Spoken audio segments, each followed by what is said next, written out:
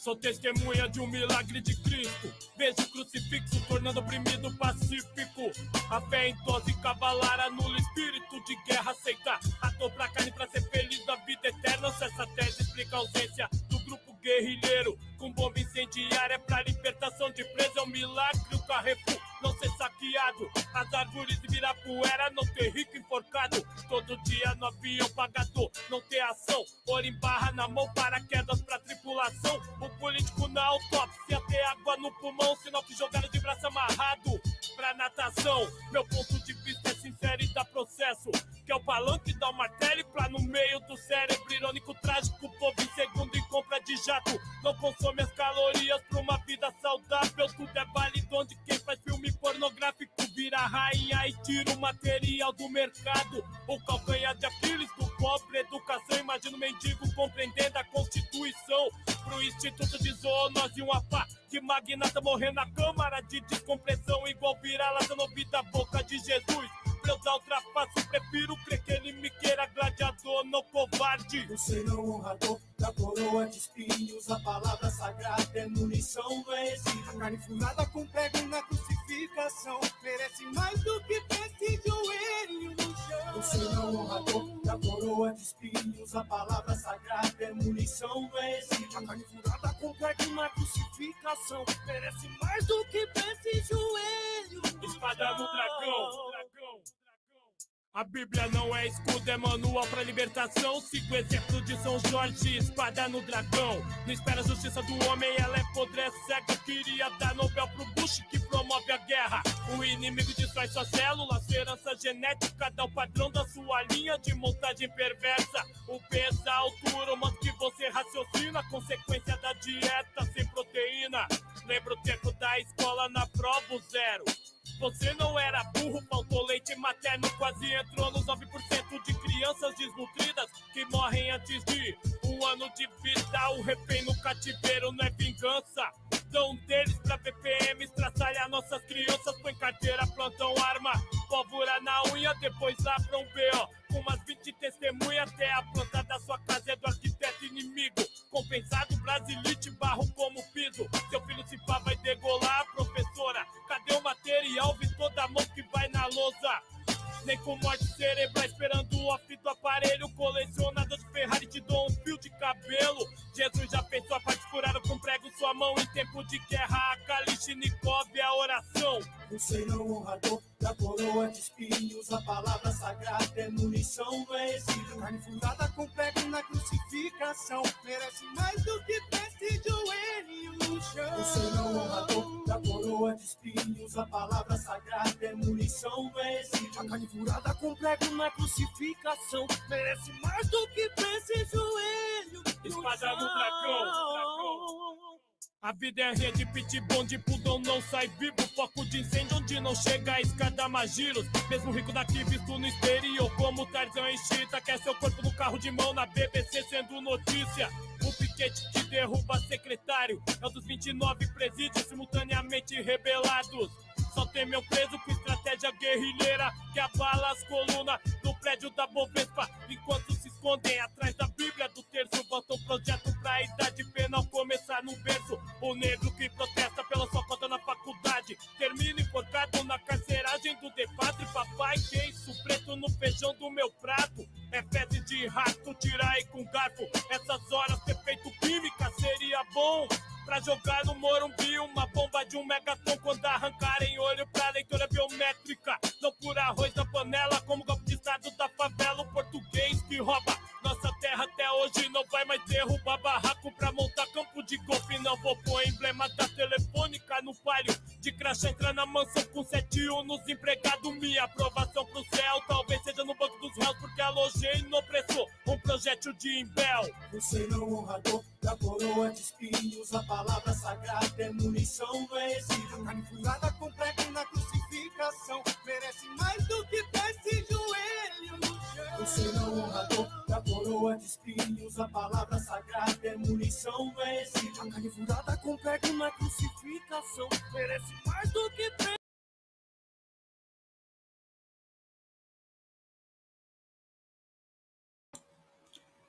Uma boa noite a todos e todas que nos acompanham aqui pelas duas páginas hoje, não é? A página Facebook ABC contra o Golpe e também a página Facebook Luta em Movimento Coletiva Socialista e pelo canal YouTube Transição.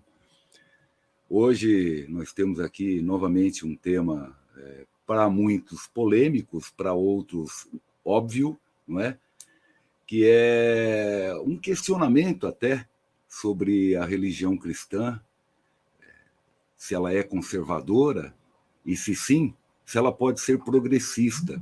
Há muita reclamação, há muita indicação de um comportamento conservador entre os cristãos, isso dividido em suas várias religiões, suas várias linhas religiosas. E a pergunta é se ela é conservadora, se ela pode ser minimamente progressista, não é? Outra coisa, se a religião cristã é conservadora, isso se deve a uma natureza da religião ou do cristianismo em si, não é? Da religião ou do cristianismo em si, ou aos religiosos cristãos que se utilizam da religião institucionalizada e da doutrina cristã conforme os seus interesses. Esse é um outro ponto de questionamento também que nós desejamos trazer nesta noite. Temos tido aí tentativas para a afirmação de uma religião cristã, pelo menos progressista, muitos esforços. Um bom exemplo disso é a revista adventista Zelota, que trabalha pela construção de um evangelho popular. Sabemos o quanto esse esforço da revista Zelota é necessário, não é? Além disso, essa proposta da revista Zelota nos leva a uma reflexão importante. O que seria isto, não é? O evangelho popular. Ele já não seria em si popular, não é? O Cristo, por exemplo, o Cristo esteve a serviço das classes dominantes, o Cristo foi elitista. Afinal, por que temos iniciativas como essa para a construção de algo que aparentemente, como dissemos agora há pouco, deveria ser óbvio? E estamos aqui elogiando, enaltecendo os esforços da revista Zelota, como tantos outros organismos aí, edições, publicações, enfim, que trabalham por essa ideia de uma religiosidade ou de religiões progressistas, não é? Então, nós recomendamos a revista Zelota a todos e todas que estão nos assistindo, porque ela traz interessantes discussões sobre a Bíblia enquanto ideologia, sobre Marx e o marxismo, sobre a teologia e a igreja, a política, a raça e a sexualidade, entre tantos outros temas aí relevantes para a civilização para os nossos dias de hoje. Deixaremos, sim, o link da revista Zelota para vocês poderem acessar e, quem sabe, participar dessa construção proposta de um evangelho popular. Finalmente, não é?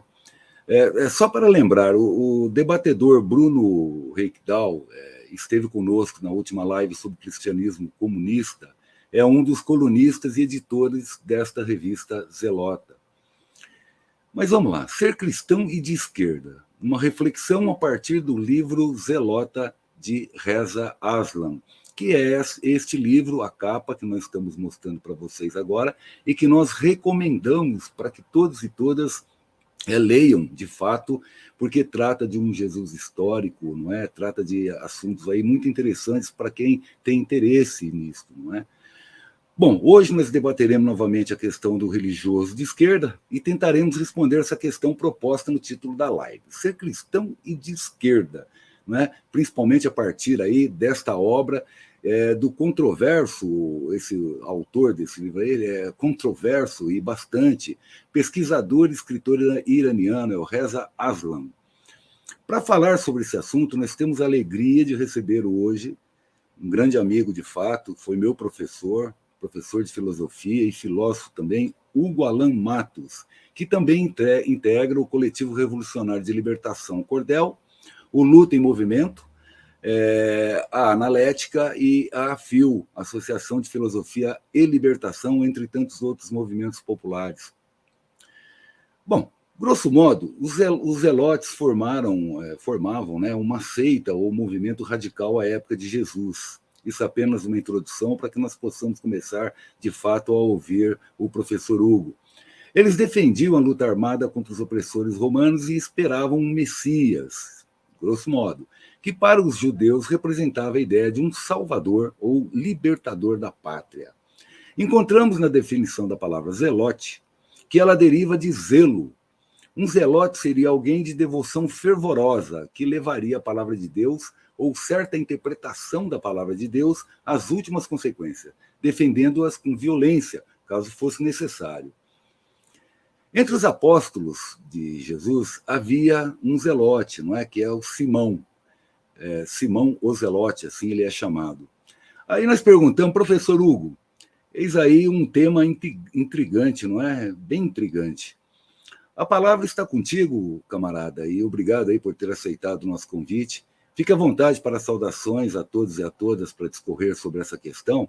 E diz lá, afinal, pode um cristão ser de esquerda? Essa obra zelote que nós estamos mostrando aí, em que pode nos ajudar na reflexão desta noite? Falamos aqui sobre Simão, né, ser um zelote, mas parece que havia mais gente no grupo de Jesus que defendia os ideais de libertação nacional. É isso mesmo? E Jesus pregava para as elites? Ele era ideologicamente elitista? Fique à vontade, camarada. Valeu, meu grande irmão Burato. Muito obrigado aí pela apresentação, pela introdução, muito bom. Brunão tá por aí, olha só, o Bruno, o Jardes, o Regis, o Diego, Luciana, Ulisses, Sidney, Osmar, Roberto, Carolina, a Clarinda, o Francisco, muito obrigado por vocês estarem assistindo aí, acompanhando, se manifestando. Participem. Antes de começar até, Burato, eu vou pedir licença, eu tenho essa agenda aqui latino-americana, não sei se vocês conhecem, essa agenda latino-americana, né?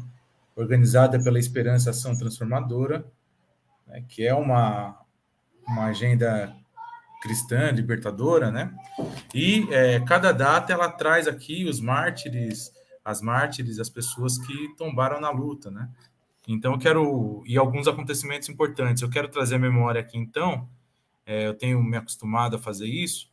No dia de hoje, dia 1º de julho, olha só, em 1974 morreu Juan Domingo Perón, né, o Perón, que dá origem ao termo peronismo na Argentina, né? Foi 3 vezes presidente da Argentina.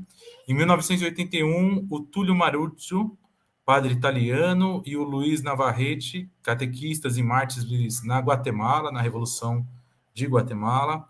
Em 1990, Mariano Delaunay, professor e mártir da educação libertadora para o povo haitiano. Em 2002, um fato não tão bom aqui, né? Pinochet é declarado livre por demência no Chile. E em 2002 também começa a vigorar o Tribunal Penal Internacional, mesmo na oposição dos Estados Unidos. Faz hoje aí 20 anos aí, do Tribunal Penal. Gente, muito obrigado por vocês estarem aqui com a gente. Obrigado mais uma vez, Burato. Sempre bom estar aqui na ABC Contra o Golpe. Pelo Luta Socialista também, a coletiva Luta em Movimento, coletiva socialista. Obrigado a todos que estão ajudando a construir. Vamos lá. Não tenho nenhuma pretensão hoje de responder, né, de dar respostas, mas trazer mesmo a divulgação da obra em primeiro lugar. Então, 2 partes, né? Primeiro, a divulgação da obra, falar um pouquinho dela, né, sobretudo ali ainda na introdução, nas notas introdutórias e algumas coisinhas ali, e depois a gente ir direto para essa questão, né, com esse olhar da obra, né, alguns elementos que eu peguei ali na obra, a gente pensar nessa questão. E por que é importante, gente? Não sei se vocês têm ido ainda nas igrejas cristãs por aí, eu tenho ido, né, eu participo numa comunidade cristã, católica, né, e eu tenho visto cada vez mais o retorno de liturgias medievais, liturgias pré-Concílio Vaticano II, né, de 1962, voltando, né, costumes nas pessoas, nem tanto nas lideranças, né, mas também em lideranças, mas sobretudo nas pessoas, né, nos crentes católicos, querendo voltar, por exemplo, lenço, né, as mulheres de lenço na missa, mulheres separadas de homem, alguns grupos você percebe, e daí por diante, né? Isso dá um frio na barriga, assim, né? Por quê? Porque, de alguma forma, tem alguns cristianismos em luta, né? Alguém aqui já falou, a época de Jesus era... alguém falou aqui no chat, deixa eu ver se eu retomo aqui, na época de Jesus era uma efervescência, né? O Jardes falou. Não só na época de Jesus, né, Jardim? Se a gente vê a história do cristianismo, é uma história de luta, né? Muitas vezes algumas pessoas... Ah, que legal, Regis. Depois eu pergunto, a gente toca nessa questão aí. O Burato me ajuda com isso, Burato? Depois voltar essa questão para a gente comentar. Eu vou falar um pouquinho disso aí também. Então, a história do cristianismo é uma história de conflito, né? É uma história de conflito e, portanto, é um cristianismo em tensão. E é uma história plural. Desde o seu início, né, o cristianismo ele é plural, não há uma vertente, né? Há diversas possibilidades. E por quê? A gente vai entender um pouquinho com Reza Aslan essa noite, né? O que foi o movimento de Jesus, o que foi o cristianismo primitivo ali, né, depois de Jesus, depois da partida de Jesus, né? E eu vou falar um pouquinho também, até hoje, aí, um pouco dessa tensão na igreja cristã aí, na igreja com I maiúsculo, né? Que é a pluralidade das igrejas cristãs aí e diversas religiões aí cristãs, né? Por assim dizer, religiões entre aspas, né? Igrejas que representam visões diferentes de Cristo aí, né? Eu queria que você me ajudasse, Burato, colocando o slide aí, você consegue? Ele já está aqui apontado. Não consigo colocá-lo na tela. Aí, maravilha. Então, vamos lá. Vejam, uma primeira questão aqui, então, é que nós vamos dividir em duas partes aqui, não pretendo dar uma aula, fazer um aprofundamento, mas só pegar alguns aspectos da obra e trazer rapidamente para a gente ir para a segunda parte, que é, a meu ver, a mais instigante, que é justamente ser cristão e de esquerda, né? Que é o tema da nossa live aí. Sueli, muito boa noite, muito bem-vinda. Bom, uma coisa legal que traz aqui o livro, já nas primeiras páginas ali, é justamente um pequeno mapa ali, um mini mapa da Palestina do primeiro século, né? E também um mapa do Templo de Jerusalém, né? Onde se passa aí grande parte da história. O que eu queria destacar aqui, né? Perceba justamente que a gente tem o templo aqui, e ao lado do templo a gente tem o Monte das Oliveiras, né? Que é bastante importante aqui na história bíblica, né? Vamos lembrar, quando a gente está falando de cristianismo, a gente está falando do Novo Testamento, tudo bem? A gente chama de Novo Testamento ali, né? É o cristianismo que dá uma continuidade ali, de alguma forma, a partir de Jesus, né? Mas uma continuidade que tem um rompimento, né? Então, Jesus bem sabe dizer isso. Eu vim para cumprir e continuar, mas ele mesmo causa um rompimento com a lei antiga, e a gente vai ver como aí também. Bom, então a primeira coisa que a gente precisa entender aqui para ajudar nisso, para ajudar quando a gente fala de cristianismo, né? Diferenciar o que é o Jesus Cristo. O Cristo aqui já tem um quê de ungido, né? Daquele bíblico e também daquele que se fez como mito na história, né? Aquele que é o objeto de fé, né? O Jesus objeto de fé. Outra coisa é o Jesus da Galileia, o Jesus histórico, o Jesus da Palestina, né? Enquanto pessoa histórica. Então são duas coisas muito diferentes que não raramente se contradizem, né?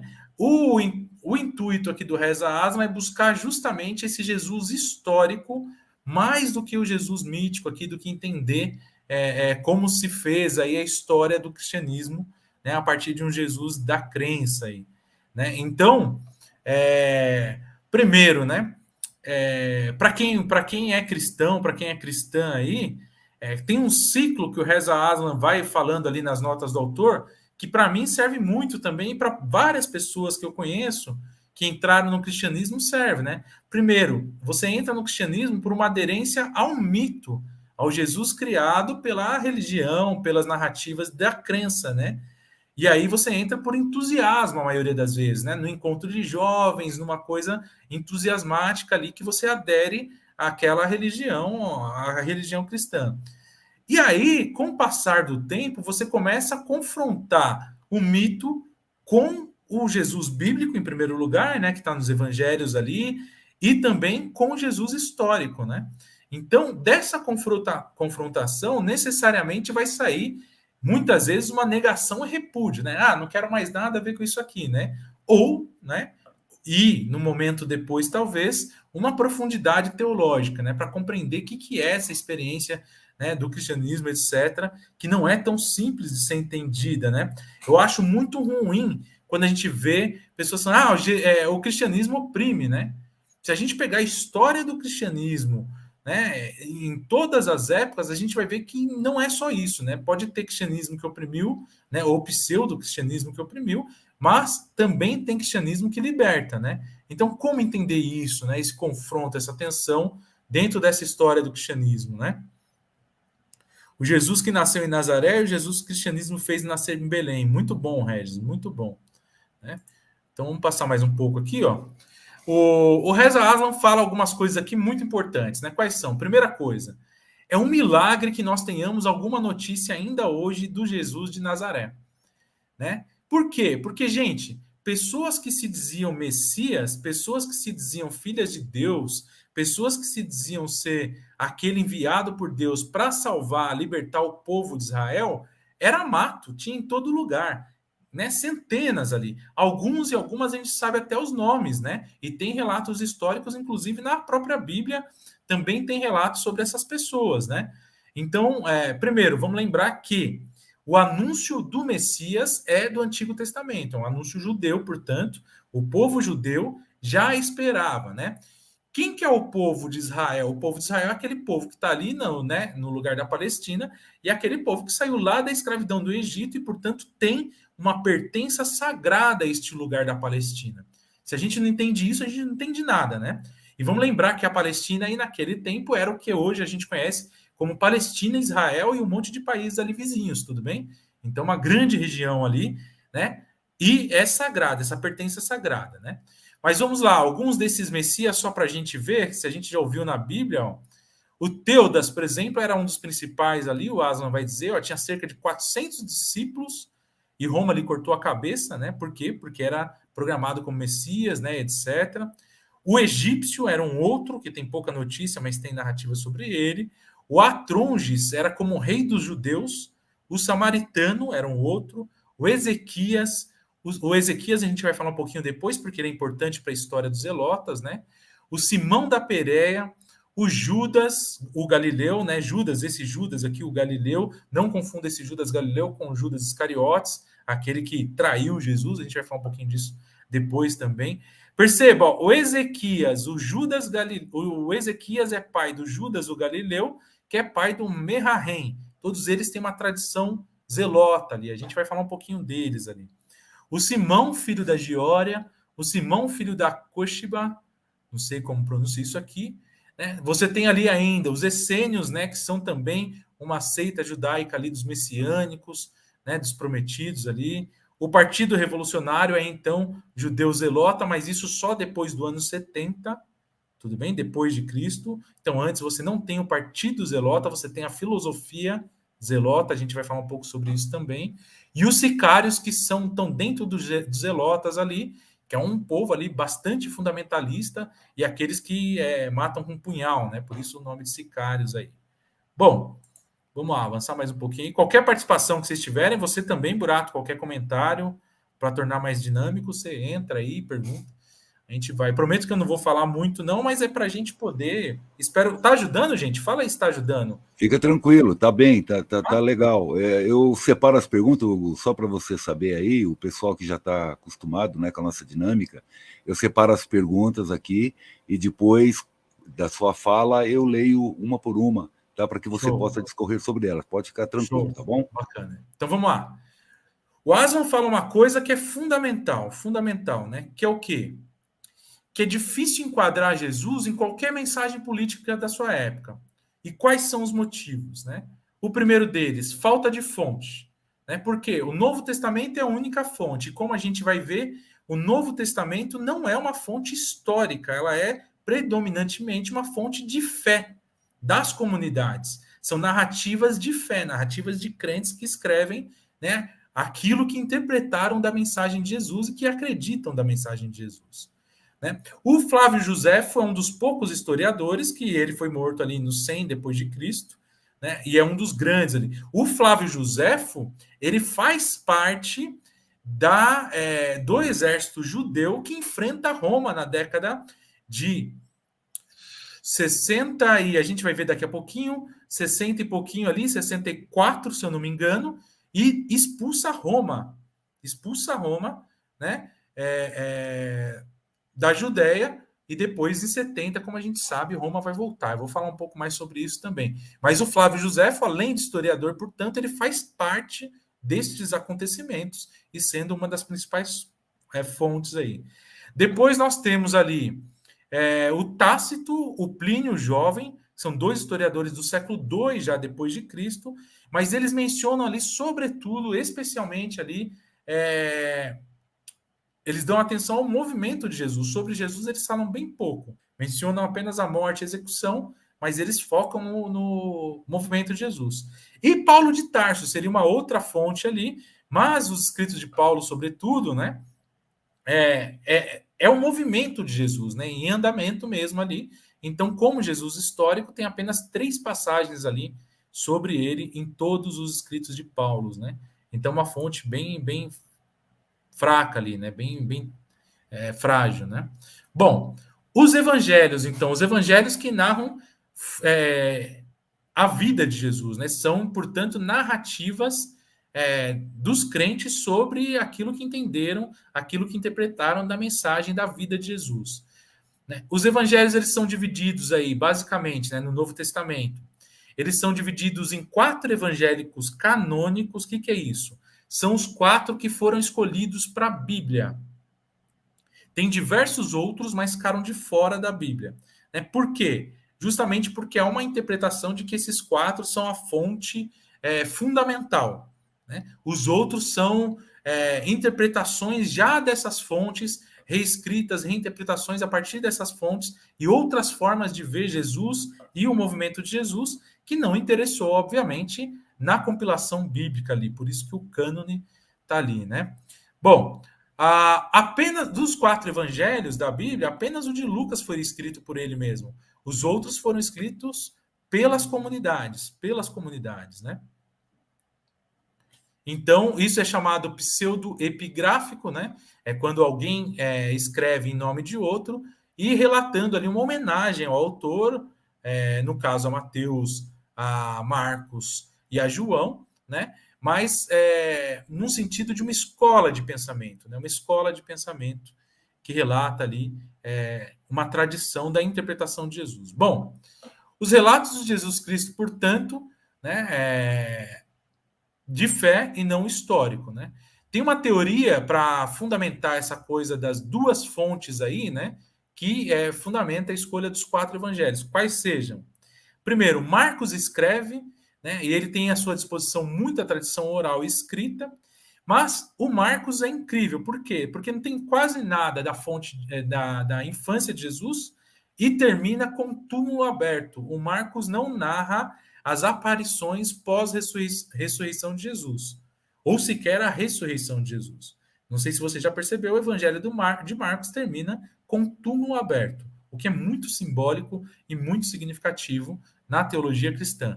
Depois, Lucas e Mateus vão complementar, a partir do texto de Marcos, eles vão escrever outras coisas aí, né? Complementando e melhorando ali a fonte de Marcos. João, ele é o único dos 4, né, que não obedece à mesma cronologia, ou à mesma sequência de ideias e de acontecimentos, né? Portanto, o Marcos, Mateus e Lucas são chamados de sinóticos. Por quê? Porque eles são semelhantes, eles respeitam a mesma narrativa histórica ali, a mesma cronologia. O de João, não. E, aliás, o de João é uma outra teologia também diferente ali. Ó, o Bruno falando do Pablo Richer aí, uma metodologia massa para discutir a história por meio de textos, muito bom. Eu estou vendo o pessoal está participando bastante, isso aí, participa, que a gente vai construindo uma narrativa plural e conjunta aqui, né? Só me desculpem se eu não conseguir ver todas aí. Bom, vamos lá. E aí tem os evangelhos que ficam fora dos canônicos, né? Desses 4 que eu falei, que são os evangelhos de Tomé, Felipe, o livro secreto de João, o evangelho de Maria Madalena, os evangelhos gnósticos, né? Que foram encontrados ali em Nag Hammadi, logo muito muito próximo aqui dos nossos dias, né? 1900 e... Eu não estou lendo aqui, que está justamente... 1945 aí. Beleza. Bom, vamos lá. Ainda na introdução, o Aslan diz alguma coisa para a gente que também é muito importante para a gente interpretar o que é o cristianismo nessa época, né? Então, apesar de toda a pluralidade que tem ali, interpretações de quem foi Jesus, sua missão, né? O Aslan diz o seguinte: olha, tem duas coisas que nós não temos como duvidar. E quais são essas duas coisas? Jesus foi um judeu líder de um movimento popular judaico na Palestina do século I, e Roma o crucificou justamente por causa disso. E aí ele narra assim, eu vou dar algumas lidas aqui para vocês se instigarem para ler o livro, quem não leu ainda, e trazer o recurso literário do autor aqui, que é muito importante. Olha o que o Aslan fala para a gente. Ó. Na verdade, o Jesus que emerge desse exercício histórico, um revolucionário fervoroso, arrebatado como todos os judeus da época o foram, pela agitação política e religiosa da Palestina do século I, tem pouca semelhança com a imagem do manso pastor cultivado pela comunidade cristã primitiva, inclusive bíblica que ele está dizendo, hein? E a gente vai ver o porquê, ele diz o porquê, já na introdução a gente consegue entender ali o porquê, né? Importante isso, né? Então, o Jesus histórico, ele se contradiz geralmente com o Jesus Cristo da crença das comunidades cristãs, inclusive dos que estão escrevendo o evangelho, né? Inclusive do evangelho. E a gente vai ver alguns porquês ali na visão do Aslan. Vamos lá. A ideia de que Jesus teria permanecido apartado de toda essa agitação política da sua época e sem se envolver com os grupos revolucionários é ridícula, vai dizer o Aslan. Não faz sentido algum do ponto de vista histórico. Né? Gente, eu não estou aqui para defender o ponto de vista do Reza Aslan, eu estou aqui só para divulgar, né? Eu tenho minhas críticas e minhas concordâncias com ele, mas não vem ao caso aqui agora. Eu só quero trazer do livro para instigar vocês para ler, beleza? Outra oportunidade, a gente pode falar se eu concordo com isso ou não, mas eu quero hoje só divulgar o ponto de vista dele aqui, beleza? Que é muito interessante e que ele atinge muito bem o objetivo principal, que é nos chamar para o debate. Não dá para ignorar tudo isso que ele está trazendo para a gente. A gente tem, no mínimo, que conhecer essas coisas e discutir.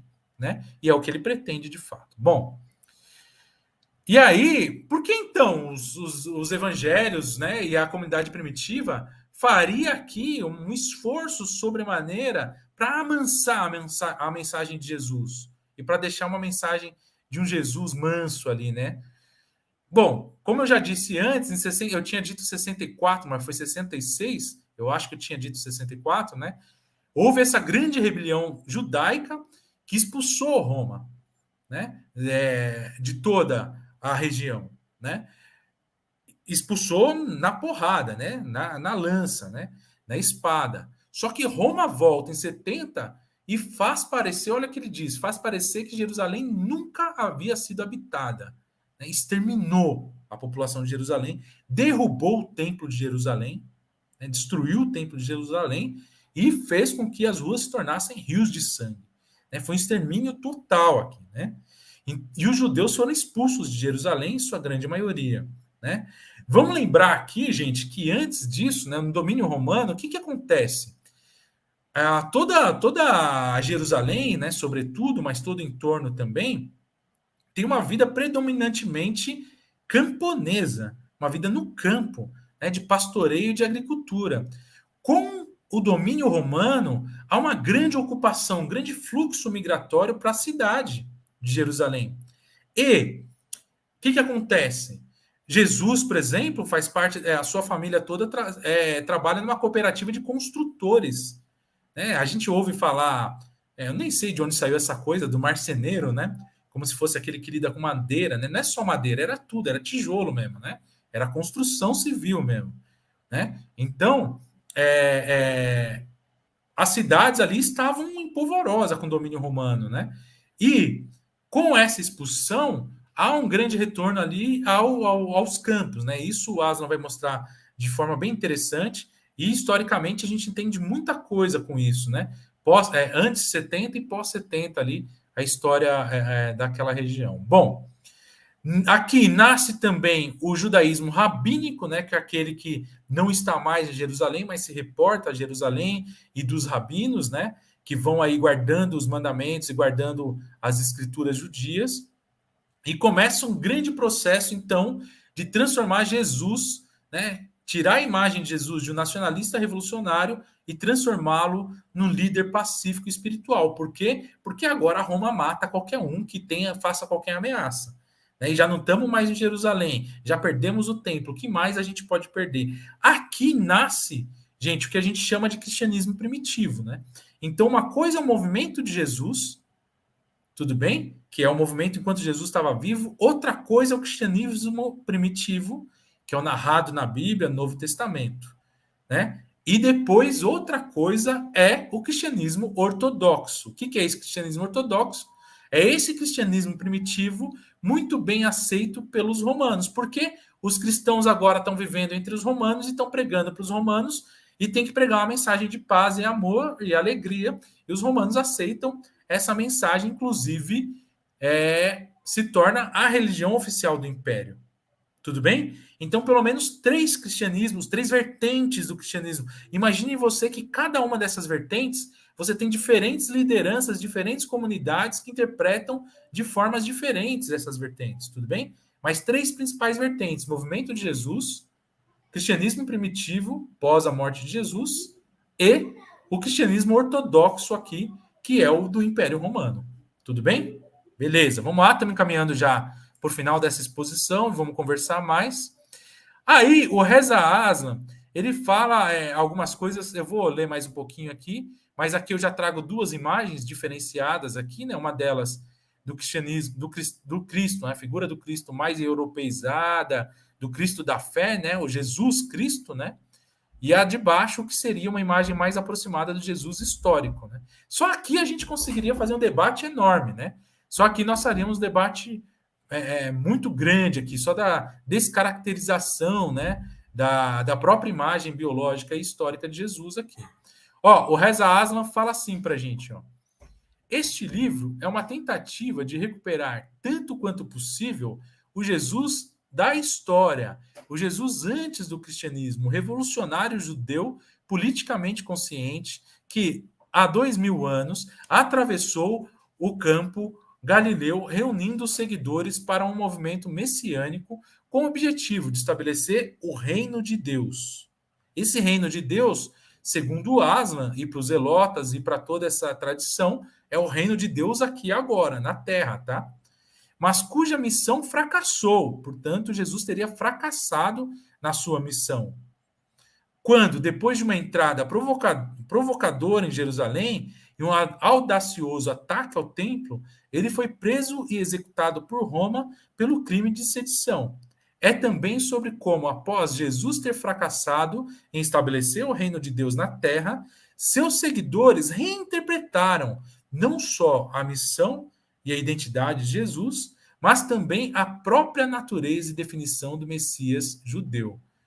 E aí o Reza Aslan começa a fazer uma série de interrogações, né? Mas a quem, de fato, Jesus histórico ainda interessa, né? Quem ainda está interessado em buscar esse Jesus histórico, né?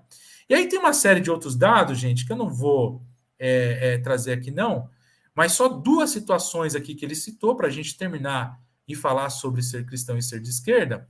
Então, só 2 citações aqui sobre os 2 fatos ali narrados. Maria, quer dar um oi aqui? Peraí, fomos interrompidos. Maria, fala oi, pessoal. Oi!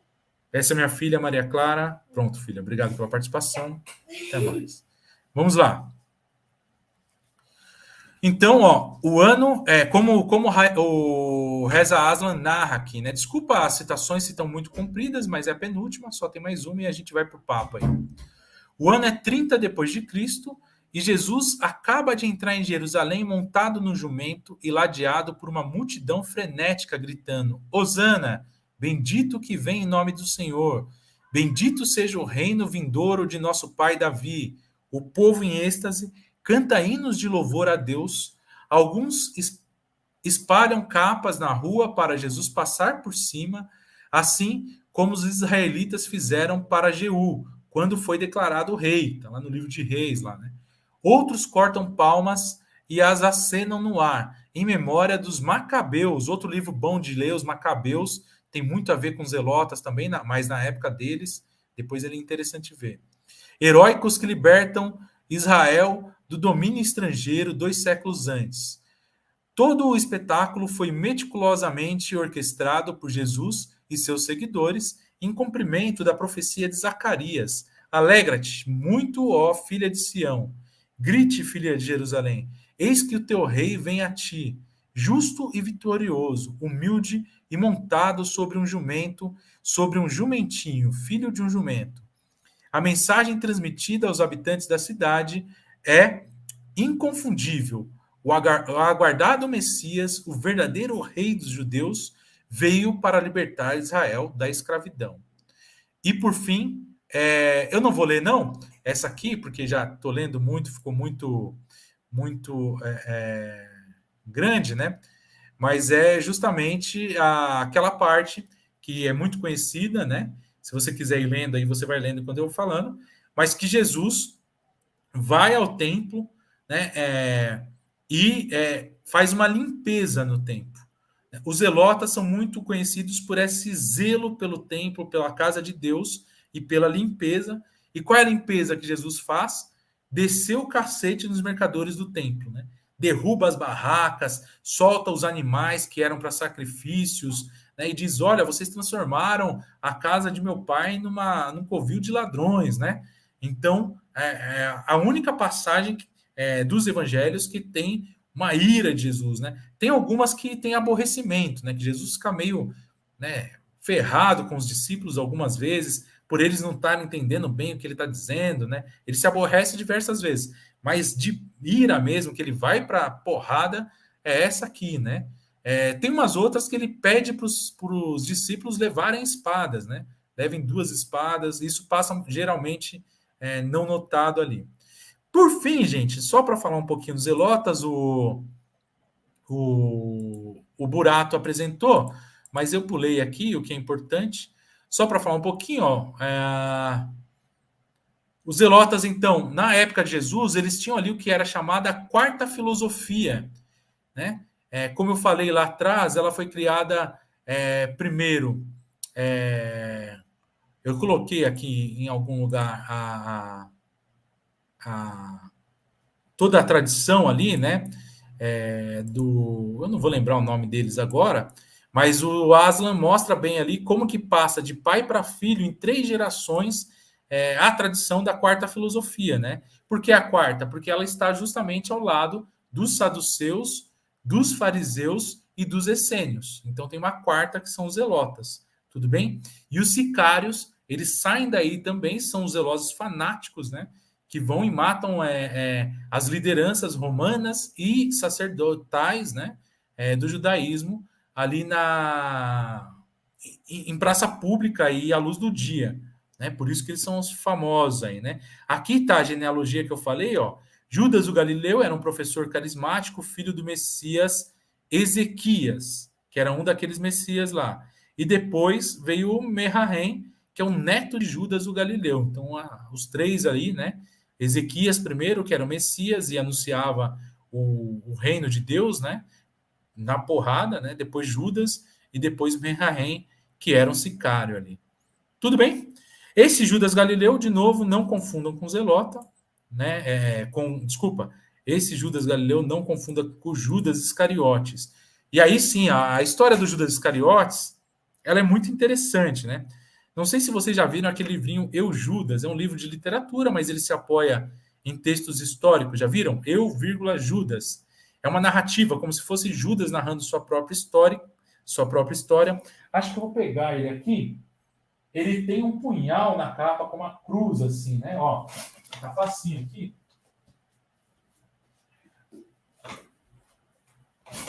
Esse aqui, ó. Opa. Eu, Judas, um livrinho muito bacana, é do Taylor Caudill e da Jazz Steen, são um jornalista e uma historiadora, e eles fazem uma narrativa muito interessante ali, com muitas coisas históricas, que fala que, inclusive, o Judas Iscariotes, ele era um zelota. E isso você encontra algumas fontes históricas ali, teológicas também, dizendo isso, né? Porque se isso é verdade, Jesus tinha não só o Simão, que era zelota, e isso todo mundo reconhece, mas também Judas. E qual a importância disso?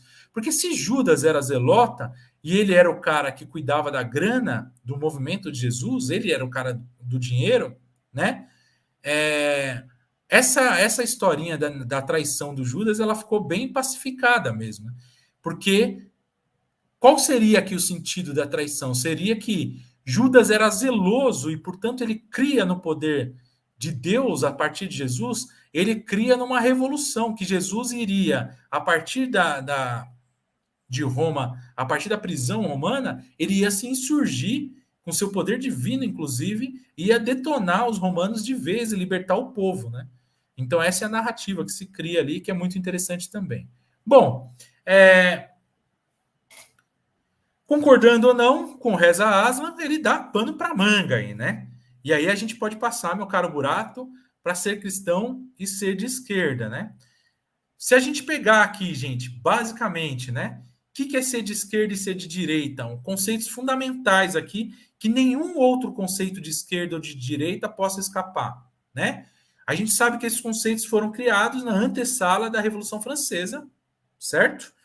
E direita eram aqueles que apoiavam os monarcas e a monarquia como um todo, e esquerda eram aqueles que queriam a revolução burguesa, apoiavam os burgueses.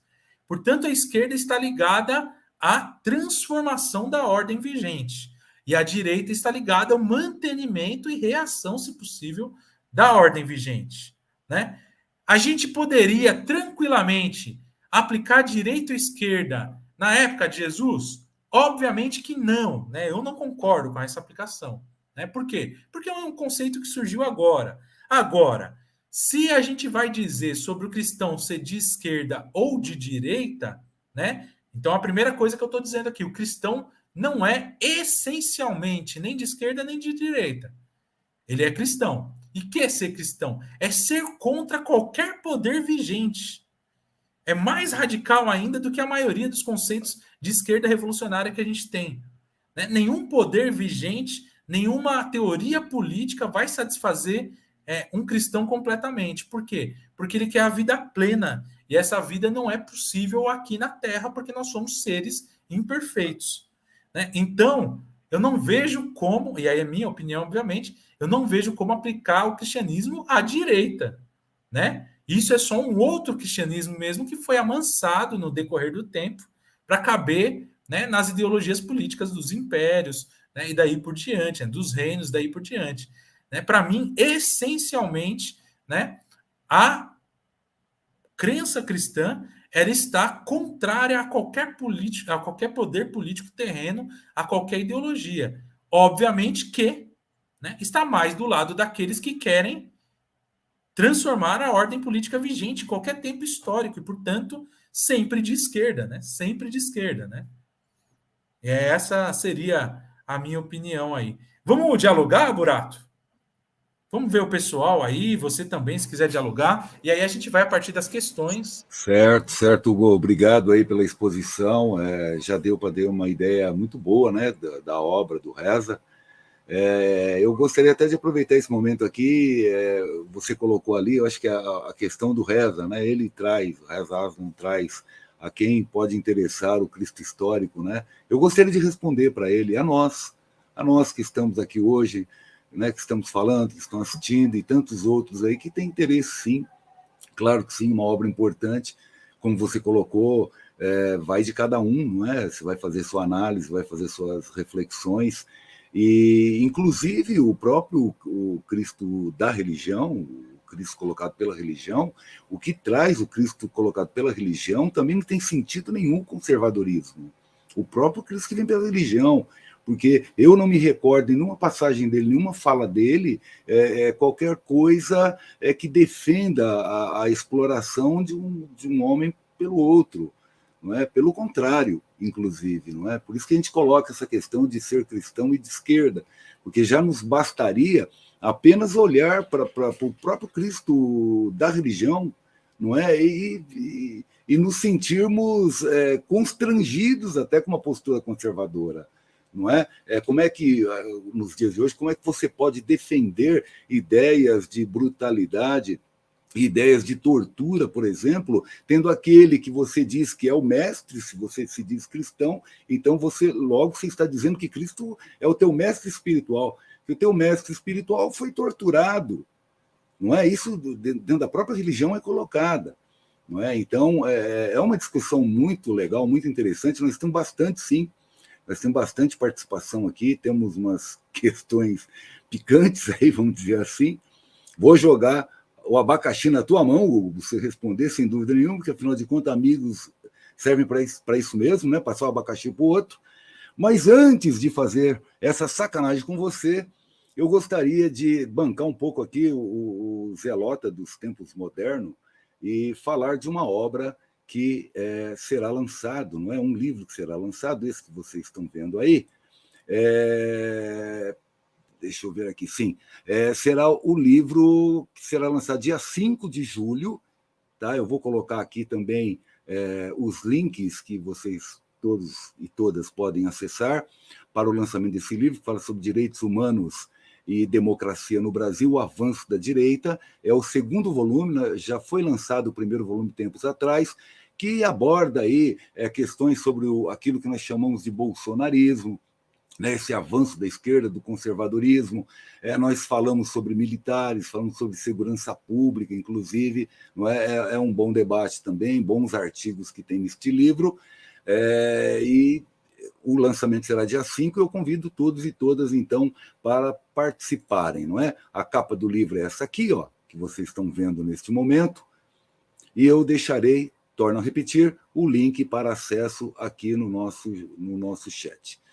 Então, voltando aqui para nós, meu amigo, obrigado e peço desculpa aí ter passado por isso. Eu vou passar, então, primeiro, Hugo, eu vou ler aqui duas considerações que chegaram, tá? Para depois ir para as questões. Uma delas aliás, deixa eu ver se é isso mesmo, são duas do Regis e uma do Jardes. O Regis coloca assim: é interessante o resgate feito por Aslan sobre o equívoco da advertência de Jesus, dai a César o que é de César. A igreja sempre levou isso para a transcendência, quando Jesus falava da imanência. O Jesus da Palestina não guarda nenhuma semelhança com o Jesus renascentista. Essas duas considerações são do Regis. Obrigado, Regis, pela presença e participação aí, sempre prestigiando as nossas lives. E o Jardes também, que é outro camarada que está sempre conosco aqui. Boa noite, Jardes. Ele diz: seria interessante destacar o papel da burocracia do templo através do sumo sacerdote. Este era objeto de crítica, inclusive sofrendo atentados. Aí, se você quiser falar alguma coisa a respeito, né? E vou passar, então, as questões, que são várias, hein? Gostaria de perguntar ao Hugo como ele entende a diferença entre o cristianismo de Cristo e o cristianismo de Paulo, segundo reza Aslan. Essa é uma. A Lilian Ferreira colocou: boa noite. Há alguma referência de Apolônio de Tiana? Essa é a pergunta dela. Há alguma referência de Apolônio de Tiana na obra do Reza? Lode Seguros, não é? Colocou aqui, acho que é o Vladimir. Vladimir Lopes, grande camarada também, que sempre nos acompanha. Boa noite, Vladimir, obrigado aí pela presença. O caso de Madalena, que seria apedrejada. Há estudiosos que dizem que esse episódio não existiu. O que você pode nos dizer, Hugo? O Regis torna com outra. Aí começa as provocações, Hugo. Tá? E eu deixo para você fazer a sua análise, lógico, né? Desde que você se sinta à vontade de fazê-la, é claro. Dá para dizer que em Cristo... Renato, oi? A gente pode só comentar essas daí até aqui agora? Sim, depois retorna, claro. Senão você se perde. Porque senão, senão a gente não consegue. Então vamos lá, Hugo. Fique com a palavra, meu amigo. Tá, algumas coisas ali. A diferença dos cristianismos, né? Como eu falei, são muitos e plurais, né? E aí, infelizmente, eu já vou entrar em algumas outras coisas das perguntas que vêm depois que eu já li, mas aí a gente retoma, não tem problema, né? Mas uma primeira coisa aqui, né? O cristianismo de Paulo e o de Cristo. O Paulo, ele funda um outro cristianismo, né? Uma outra interpretação de tudo, de Cristo. Ele se chama a si mesmo de apóstolo, apesar dos outros não concordarem com isso, né? Porque apóstolos eram os 12, e depois eles fizeram questão de substituir Judas, inclusive, né? Fizeram uma conversa lá para ver quem entra no... E o Paulo, ele tá fora desse grupo dos 12, o grupo dos 12. Ele se intitula a si mesmo de apóstolo, e ele manda bala lá, né? Numa interpretação que ele traz do Cristo, e ele traz já isso em consonância e numa perspectiva grega também, né? Ele traz muita coisa dos gregos para a interpretação do movimento de Jesus, e ele funda novas e um monte de várias outras comunidades, né? Tem alguns teólogos que dizem que se não fosse Paulo, hoje nós não ouviríamos mais falar de Jesus, né? Porque Paulo foi um grande difusor, e o Paulo, ele era, vou dizer perspicaz, mas não era essa a palavra.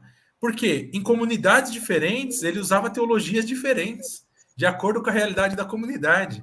Então, ele muitas vezes contradizia. Nas cartas de Paulo, você vê contradições ali, muito fortes, assim, dele mesmo, né? Lembrando, Paulo não é uma pessoa, né? Tem isso também, né? Paulo é uma comunidade, beleza? Que escreve lá. Então, sim, tem toda a diferença do cristianismo de Paulo para o de Jesus, assim como tem para o de Mateus, para Marcos. Todos eles ali, ninguém concorda totalmente com ninguém, né? São interpretações e são crenças ali. Então tem muita diferença, né? Vamos lá, deixa eu lembrar aqui. Burato, eu tô com a memória.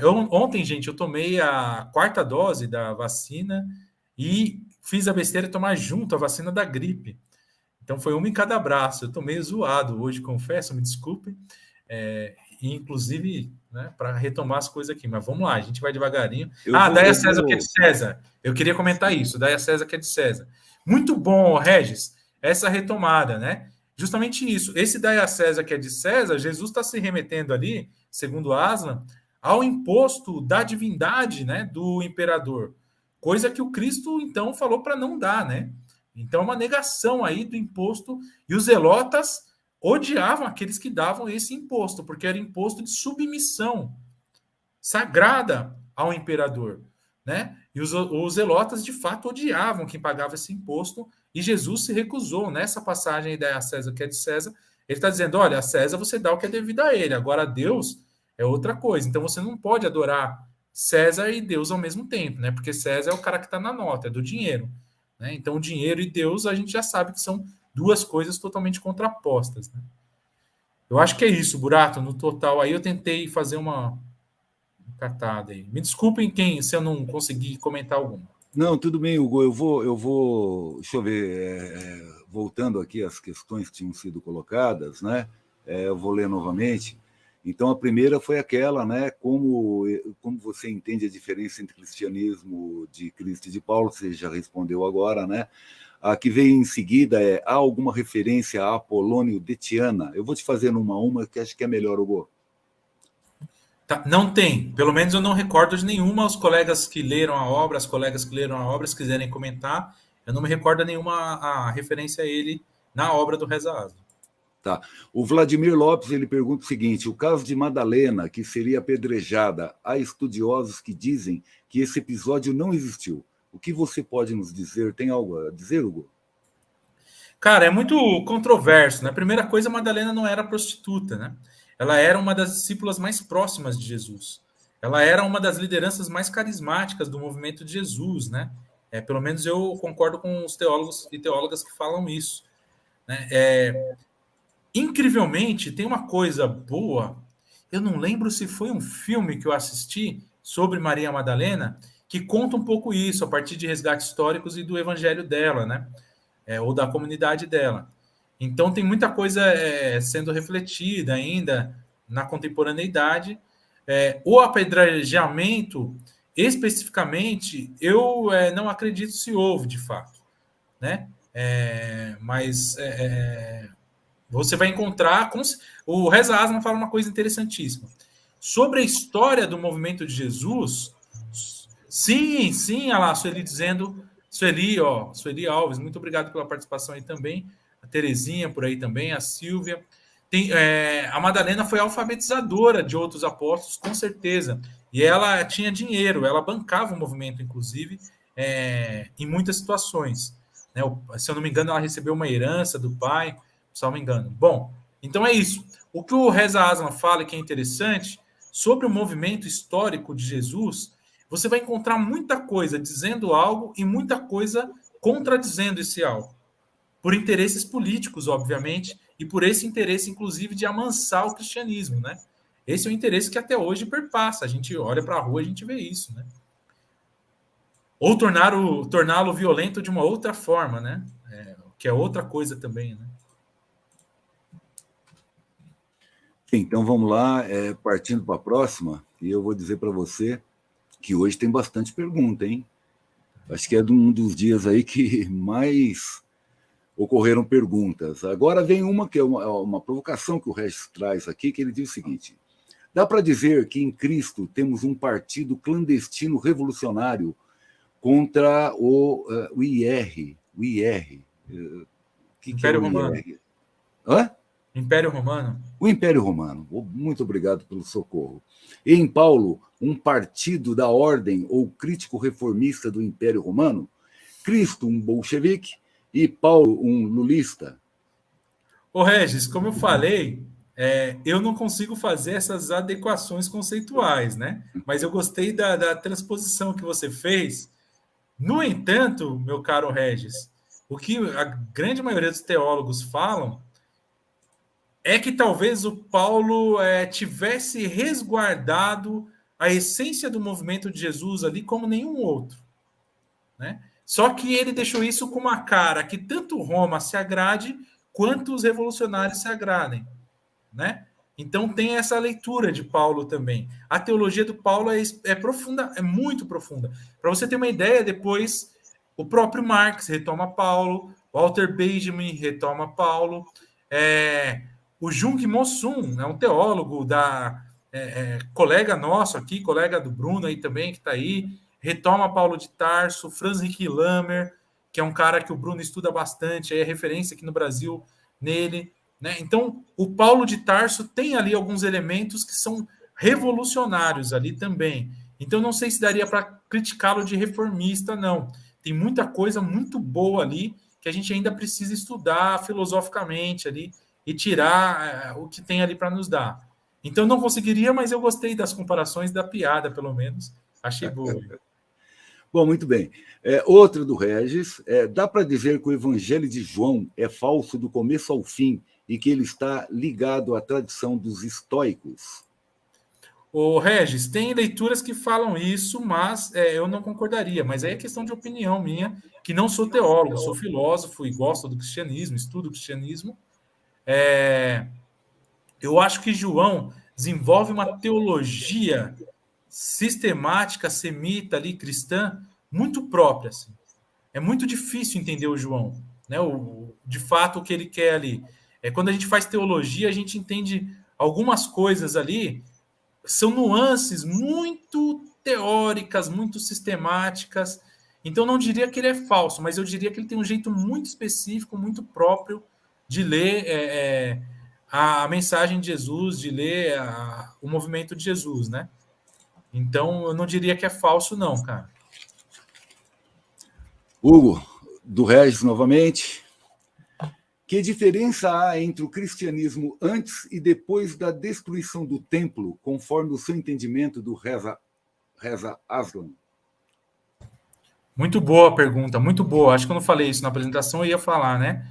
Mas total, né? Eu acho que Paulo está nesse sentido aqui, né? Foi o Regis, né, José, que fez essa pergunta? Isso, o Regis. Então, Regis, eu acho que o Paulo está nesse sentido aqui, né? Depois da destruição do templo, depois do ano 70, os cristãos repensaram o próprio cristianismo, né? E disseram, olha, a violência não vai fazer com que a gente, né, amplie. A violência vai nos sucumbir, necessariamente. Porque ninguém pode ir com Roma. né? Roma tem um exército muito maior, a gente está aí há centenas de anos tentando detonar. Então, o que eles fazem? E é uma leitura minha, apoiada em tantos outros teólogos e teólogas aí. Eles fazem a teologia de uma forma, né? Eles reelaboram a mensagem de Jesus de uma forma que, vou fazer um comparativo aqui, uma analogia, da mesma forma que os subversivos faziam na época da ditadura militar aqui, manja? Sim. Então eles começaram a escrever os evangelhos, começaram a escrever as cartas ali, e nas suas próprias comunidades o discurso começou a circular de uma forma que os revolucionários ouviriam e se alimentariam daquilo e continuariam sua missão, e de uma forma também que os romanos compreenderiam e adeririam àquilo ali, sem saber muito bem o que seria, né? Eu acho que há aqui uma estética também no discurso, né? E essa estética foi pensada a partir da destruição do templo, né? Há uma estética aqui no sentido de agradar a sensibilidade de todos aí, mas resguardar a mensagem inicial. Isso tanto é verdade, se a gente pegar, porque a história do cristianismo fez isso, né? Então agradava ao Império Romano, mas ao mesmo tempo você tinha lá um Francisco de Assis fazendo sua igrejinha no mato lá com os bichos e com as pessoas pobres ali, porque ele entendeu muito bem o que era o movimento de Jesus, né? Em toda a história do cristianismo você tem isso, essa tensão, né? Como eu falei no início. Então a destruição do templo, eu acho que ela serviu para isso. E eu acho que é só graças a essa mudança que a gente ainda ouve falar de Jesus.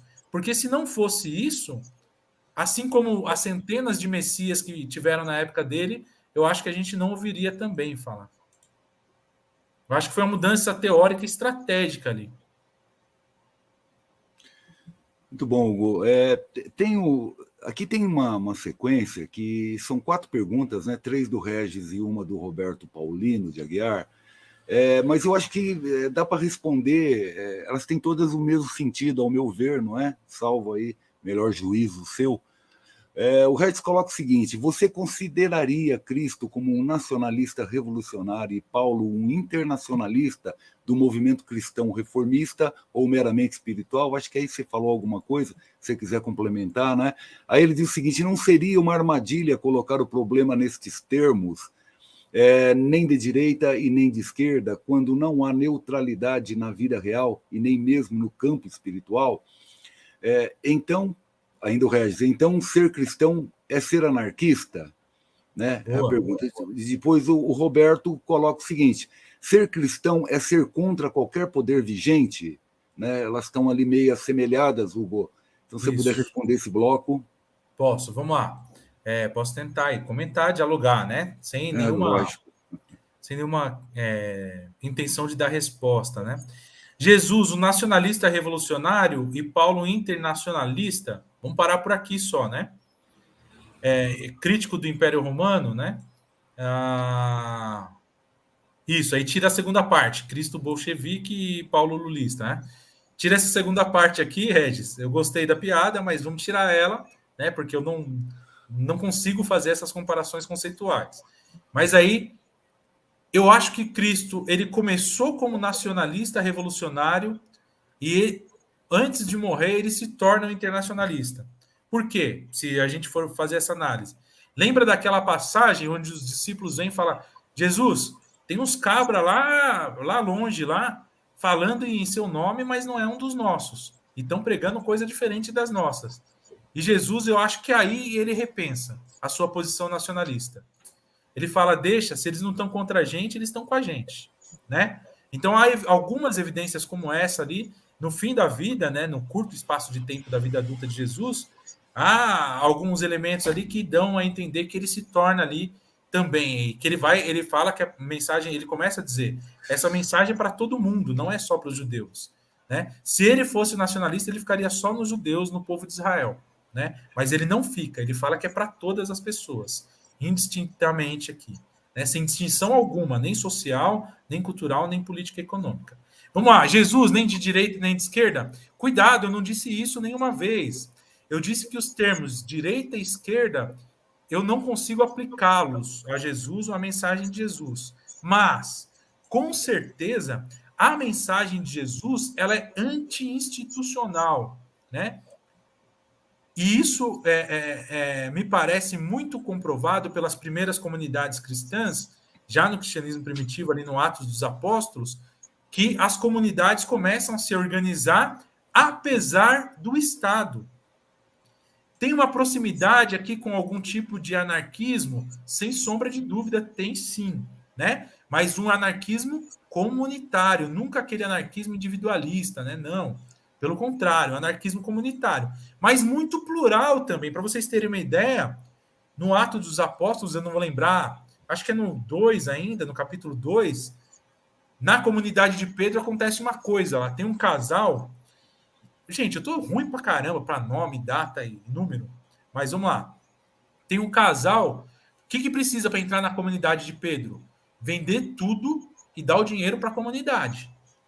E aí um casal se apresenta lá, fala para Pedro, ó, vendemos tal as coisas lá, tá aqui, né?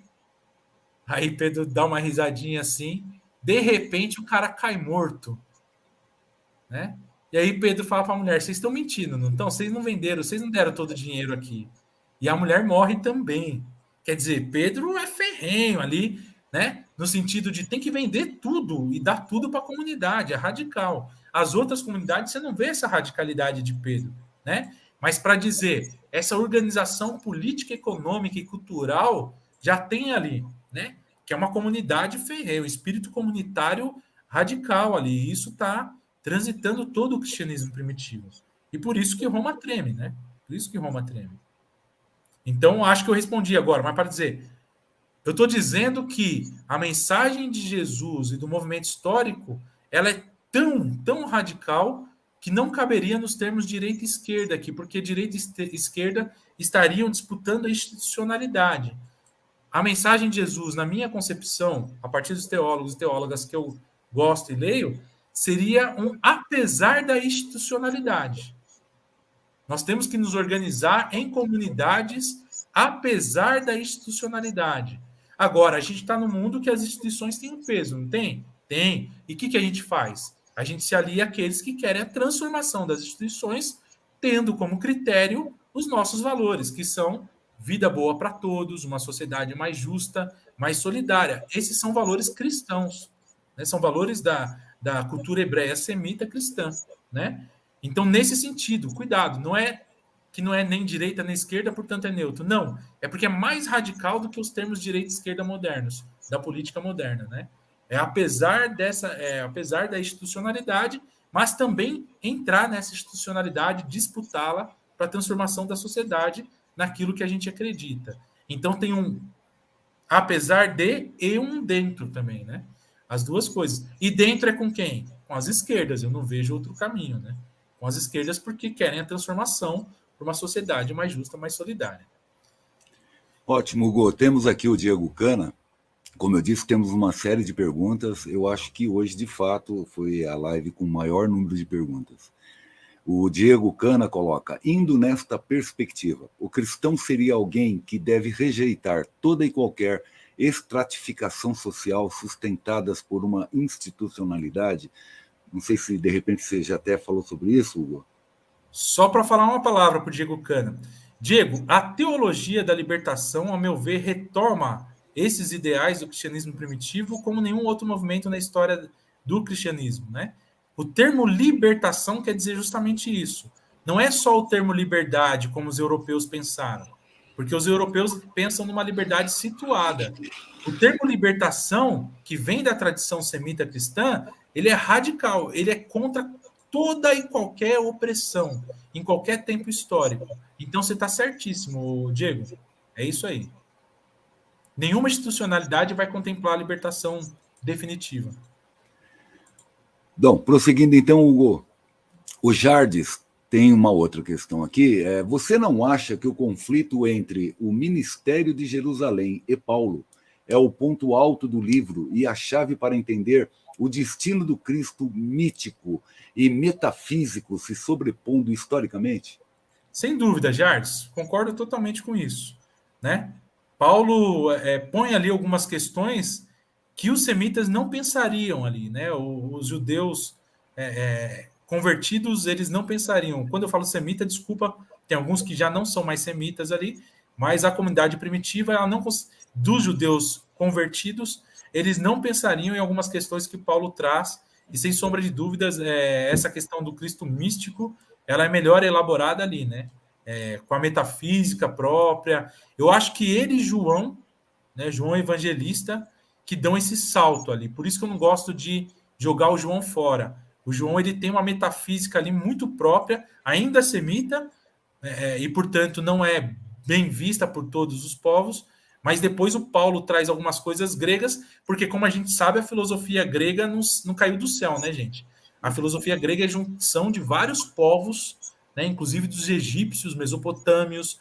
A filosofia grega, ela é só um ponto da filosofia, que já vem anteriormente sendo trabalhada pelos africanos, né, de forma geral.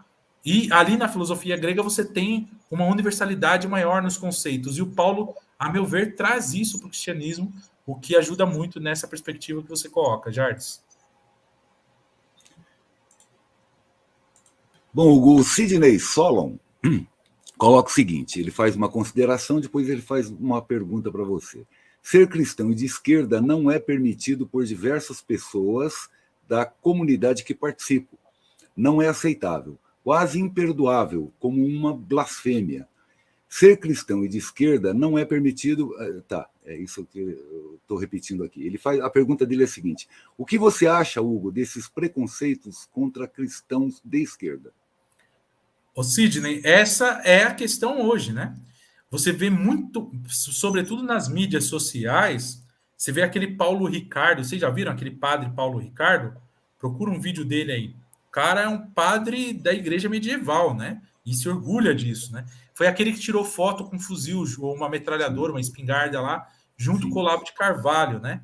Esse cara, esses coisas aí daqueles arautos do evangelho, esse catolicismo de extrema direita, ele está elaborando aí, a mando dos Estados Unidos, lá tem uma direita assim, fundamentalista, armada, etc., que remonta a KKK, né? A Ku Klux Klan. Esses caras, eles estão elaborando algumas narrativas que, de fato, estão hegemônicas hoje nas mídias sociais. Por isso que eu estou produzindo material nesse sentido, por isso que eu convido, né, outros cristãos e cristãs de esquerda a produzirem, a disputar essa narrativa, né? Porque essa narrativa disputada nas mídias sociais e que hoje está sendo ganha por eles, Felipe de Aquino, da Canção Nova, né? Essas narrativas, elas estão tomando as paróquias, as comunidades, né? Pelo menos no meu caso, enquanto católico, eu tenho percebido muito isso. Um avanço da liturgia medieval. E o Papa tem percebido isso também. O Papa Francisco tem falado sistematicamente contra isso. Hoje, inclusive, ele falou de novo, né? Contra o clericalismo, contra esse retorno à igreja medieval, né? O Concílio Vaticano II, ele foi uma ruptura com a igreja, né? A partir do Concílio Vaticano II ali, a igreja católica é uma igreja popular, é uma igreja, de fato, engajada pelo pobre, com o pobre, né? A partir dos pobres. Muito bem, Hugo. Vamos lá. Temos uma agora da Beth, né, Elizabeth Simon, que diz o seguinte, a neutralidade, nem esquerda, nem direita, não seria omissão por medo ou ignorância? Aqui eu conheço a Beth, ela provavelmente está trazendo essa questão para os dias de hoje, Hugo, para os movimentos que tem dentro da religião, né? No seu entendimento, teria, primeiro, uma omissão, não é? De uma colocação daquele que assume lá aquilo que defende enquanto doutrina religiosa, né? Essa omissão por medo de se expor no seu meio, como acontece, por exemplo, aí no caso do Sidney, né? Que colocou uma certa perseguição na comunidade onde ele está, ou mesmo ignorância? Sim, não tenho dúvida disso, Elizabeth, e acrescento ainda, né? Elizabeth, eu conheço, Elizabeth Fernando, abraço para ele, abraço, Elizabeth. Além do medo e ignorância, Elizabeth, tem uma coisa que é fundamental hoje a gente pensar, que é o peso das instituições. Eu conheço padres, diversos padres, que sofrem opressão da instituição e não denunciam, né? E não se posicionam politicamente por conta dessa pressão institucional. Aqui eu trago a presença do grande livro né, do Leonardo Boff, Igreja, Carisma e Poder, né? O poder da instituição é muito grande, né? Eu falo mais da Igreja Católica, mas eu acho que toda igreja cristã tem isso, né? Ainda que você discorde com determinadas coisas, você não consegue se pronunciar. Por quê? Se você não for aceito pela comunidade onde você está, você é repudiado. E ninguém gosta de viver à margem, né, gente? Marginalizado, né? E eu, infelizmente, já me acostumei com isso, né? Ou felizmente, né? Eu vou na missa e olhe lá, porque ninguém me chama mais para participar de reunião de pastoral, ninguém me chama. Por quê? Porque sabe que vai ter polêmica, né? Até pouco tempo atrás eu estava no grupo da comunidade, abraço para os meus amigos do grupo, a grande maioria aderindo aí à direita, à extrema-direita. Ah, que legal, Elizabeth, eu fui professor seu, que bacana. Eu sabia que eu te conhecia dos movimentos, eu lembro de você nos movimentos, mas não lembrava que eu tinha sido seu professor. Acho que na pós, né? Na Metodista, em Filosofia e História Contemporânea, salvo engano. Depois você me fala aí. Bom, mas eu acho que é isso, Elizabeth Burato. O peso das instituições, ignorância, sem dúvida. A gente não tem muito tempo para ficar estudando hoje, né, gente? Quem está lá carregando esse país nas costas, hoje, sobretudo, com tanta opressão, tanta humilhação, tanta perda de direitos, vai pegar um livro, é um luxo, gente. Eu falo isso para os meus colegas, meus amigos, para vocês que estão aqui assistindo, fazer uma live de sexta-feira à noite, poder assisti-la, comentar, discutir. Isso aqui que a gente está fazendo é um luxo, é um privilégio, infelizmente, né? Por quê? Porque o peso das instituições são muito forte, nos leva à ignorância, nos leva ao medo e tudo isso. Sem dúvida, camarada, sem dúvida. E nós já estamos aí com 1h26 já caminhando para o final, né? Temos mais 2 perguntas da Silvia aqui, eu acho que vamos encerrar com elas. A primeira é: percebo na história e trajetória de Jesus, é da Silvia Muramomi, tá? Percebo na história e trajetória de Jesus uma estratégia de permanecer junto do povo, conscientizando, e uma não disposição de enfrentamento direto do Estado. Isso era um movimento embrionário de revolução? Essa é uma questão dela. Se quiser, eu já faço a segunda também. Não sei se você quer responder essa primeiro, Hugo? Pode fazer a segunda, pode fazer a segunda. Então vamos lá. Esta construção de sociedade não estratificada, horizontal e coletiva é característica das coletividades indígenas do Brasil. Podemos considerar que os semitas e, posteriormente, o cristão, resgatam valores de sociedades originárias, ditas primitivas e pagãs pelos próprios cristãos? Muito boa, Silvia, muito boa. Silvia também compõe a Coletiva Socialista. Muito obrigado, Silvia, pela participação, está aqui com a gente. Né? Coletiva Socialista Luta em Movimento. Depois, vocês puderem atuar na página lá. Acho que elas estão pela página da coletiva, né? Bom, percebo essa questão da estratégia de Jesus. Silvia, a gente falou um pouquinho sobre isso, né? Mas no sentido de que Jesus, ele era um cara do povo, sem sombra de dúvidas, mas ele era um cara mais intelectualizado, né? O Reza Aslan fala que, como construtor, ele trabalhou muito tempo ali em Jerusalém, na casa das elites judaicas. E aí ele teve acesso a muitas coisas que a maioria do povão mesmo não tinha. Mas ele era pobre, né? Mas ele teve acesso porque ele convivia com essas pessoas e com as lideranças, né? E o próprio judaísmo que ele participava obrigava ele a ler muito e a estudar muito, né? O judaísmo, etc. Sem sombra de dúvidas, a sua estratégia de pregação era popular e era de conscientização, né? E não era de enfrentamento ao Estado, né? Pelo menos eu percebo assim. O Reza Aslan não percebe assim. O Reza Aslan percebe que, primeiro, ele era muito favorável aos zelotas, né? Ele era favorável mesmo à Revolução Nacionalista, como todos os zelotas eram, inclusive o Simão e o Judas Iscariotes, se for zelota, que estava entre os 12 mais próximos de Jesus. Mas o Reza Aslan fala que ele foi deixando essa perspectiva até o final da morte, até o final da vida, e depois o cristianismo, por conta da ocupação, né, e da invasão do templo e da derrubada do templo, o cristianismo primitivo adota essa estratégia, então, que você bem está dizendo, né? E aí, depois, esse amor e essa estratégia comunitária, sem sombra de dúvidas, foi revolucionária, tanto é que a gente está falando deles aqui hoje, né?